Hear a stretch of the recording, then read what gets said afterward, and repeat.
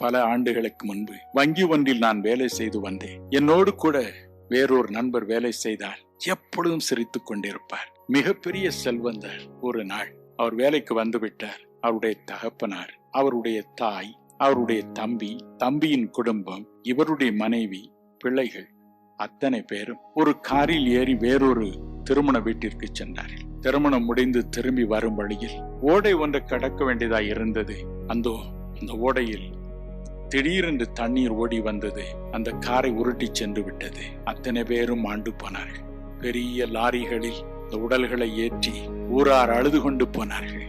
என் நண்பர் இந்த லாரிகளின் பின்னால் மனம் கசந்து அழுதார். இனி இந்த உலகில் எனக்கு என்ன இருக்கிறது? அப்பா, நீங்கள் எங்கு போனீர்கள்? அம்மா, எங்கு போனீர்கள்? என் அன்பு மனைவி எங்கு போனாய்? என் குழந்தைகளை எங்கு போனீர்கள்? என் அன்பு தம்பி எங்கே போனாய்? உன் குடும்பம் எங்கே போனது? அத்தனை பேரும் ஒரு ஆறுதல் படுத்த முயன்றார்கள். ஆறுதல் படுத்தவே முடியவில்லை. மனம் கசந்து அழுதார். யாரும் என்னை அடக்க வேண்டாம், என் துயரம் சொல்ல முடியாதது என்றார். அது போலத்தான் யோபு அழுதார். ஆனாலும் என்ன சொன்னார்? யோபு 13:15 சொன்னார், தேவன் என்னை கொன்று போட்டார், இன்னும் அவர் மீது நம்பிக்கையாயிருப்பேன். அவர் என் மீட்பர், ஒரு வானொலியில் இருக்கிறார் என்றார். யோபு 19:25. அப்படியே தேவன் மனம் இறங்கவில்லையா? அவனுடைய புலம்பலை கேட்கவில்லையா? அவனுக்கு ஆறுதல் அளிக்கவில்லையா?